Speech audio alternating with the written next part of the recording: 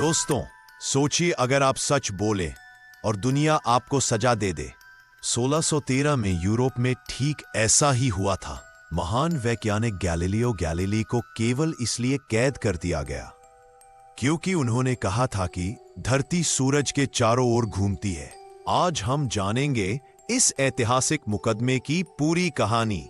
17वीं सदी का यूरोप, जहां चर्च का शासन था। उस समय यह माना जाता था कि पृथ्वी ब्रह्मांड का केंद्र है और बाकी सब चीजें सूरज, चांद, तारे धरती के चारों ओर घूमते हैं। लेकिन गैलीलियो ने दूरबीन से आसमान देखा और पाया कि असल में सूरज केंद्र में है और धरती उसके चारों ओर घूमती है। यानी चर्च की मान्यता गलत थी। गैलीलियो की किताब dialogue concerning the two chief world systems 1632 आते ही चर्च में हड़कंप मच गया। ओप और पादरी गुस्से में आ गए। साइलेंस।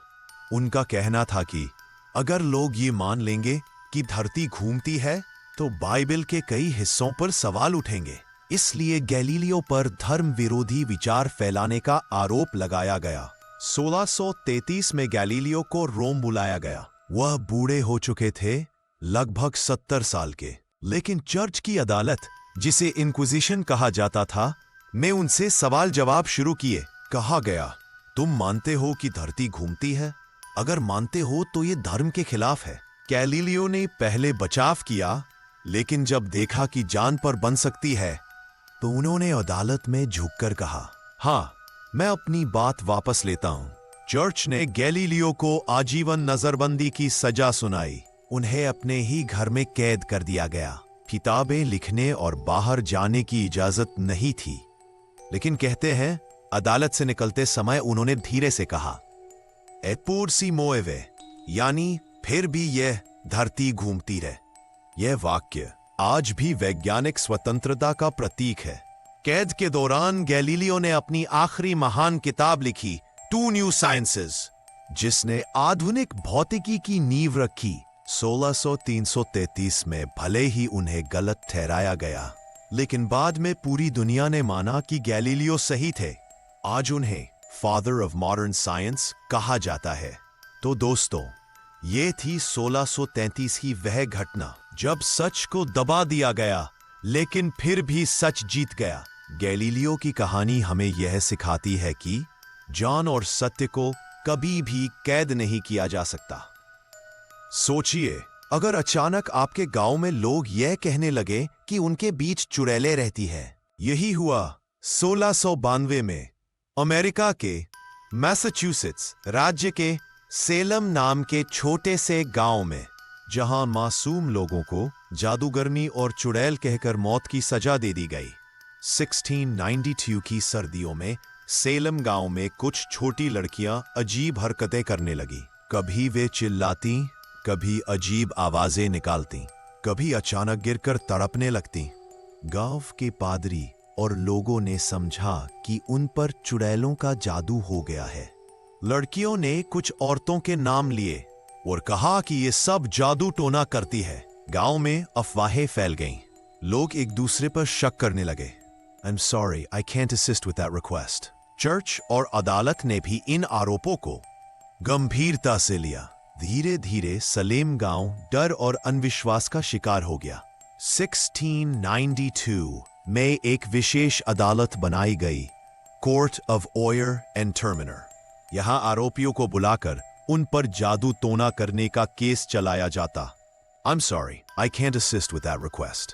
कोई पुख्ता सबूत नहीं था, लेकिन फिर भी दर्जनों लोगों को दोषी ठहराया गया। करीब 200 लोगों पर चुड़ैल होने का आरोप लगा। उनमें से 20 लोगों को फांसी दे दी गई। ज्यादातर औरतें थीं। एक बूढ़े आदमी जायल्स कोरी को तो भारी पत्थर दबाकर मार डाला गया, क्योंकि उन्होंने अपराध मानने से इनकार कर दिया था। गांव में डर इतना फैल गया कि हर कोई चुप था। कहीं अगली बारी कुछ महीनों बाद लोगों को एहसास हुआ कि यह सब सिर्फ अंधविश्वास और डर था। ना तो कोई जादू था और ना चुड़ैलें। लेकिन तब तक कई निर्दोष लोग मर चुके थे। सालों बाद अमेरिका की सरकार ने इसे अपनी सबसे बड़ी गलती माना और पीड़ित परिवारों से माफी मांगी। तो दोस्तों, ये थी 1692 की सेलम विच ट्रायल्स की कहानी, जहां डर, अंधविश्वास और झूठे आरोपों ने निर्दोष जिंदगियां छीन ली। यह घटना हमें सिखाती है कि जब इंसान अपने सोचिए, दोपहर का समय हो और अचानक आसमान काला पड़ जाए, सूरज गायब हो जाए और पूरा इलाका ऐसे अंधेरे में डूब जाए जैसे आधी रात हो। यही हुआ अमेरिका के न्यू इंग्लैंड इलाके में 19 मई 1780 को। इस दिन को इतिहास में द डार्क डे कहा जाता है। सुबह का समय था, लोग अपने खेतों में काम कर रहे थे, लेकिन तभी आसमान पर अजीब धुंध छाने लगी। सूरज धीरे धीरे धुंधला होने लगा। पहले लोगों ने सोचा कि शायद मौसम बदल रहा है, लेकिन कुछ ही देर में पूरा आकाश काला हो गया। दोपहर के 12 बजे ही ऐसा लग रहा था जैसे आधी रात हो गई हो। लोगों को कुछ दिखाई नहीं दे रहा था। पक्षी अपने घोंसलों में लौट आए। मुर्गियां ऐसे बैठ गईं जैसे रात हो। उस समय अमेरिका में धर्म का बहुत असर था। कई लोग बाइबल की भविष्यवाणियों को याद करने लगे। पादरी लोगों को समझाने की कोशिश कर रहे थे, लेकिन भीड़ मान रही थी कि आज प्रलय का दिन है। कुछ लोग घरों में छिप गए, कुछ चर्च पहुंचकर प्रार्थना करने लगे। लेकिन सवाल था, आखिर ये अंधेरा क्यों हुआ? उस समय कोई वैज्ञानिक कारण सामने नहीं आया। लोग कहते थे ये सूर्य ग्रहण है, लेकिन उस दिन कोई ग्रहण नहीं था।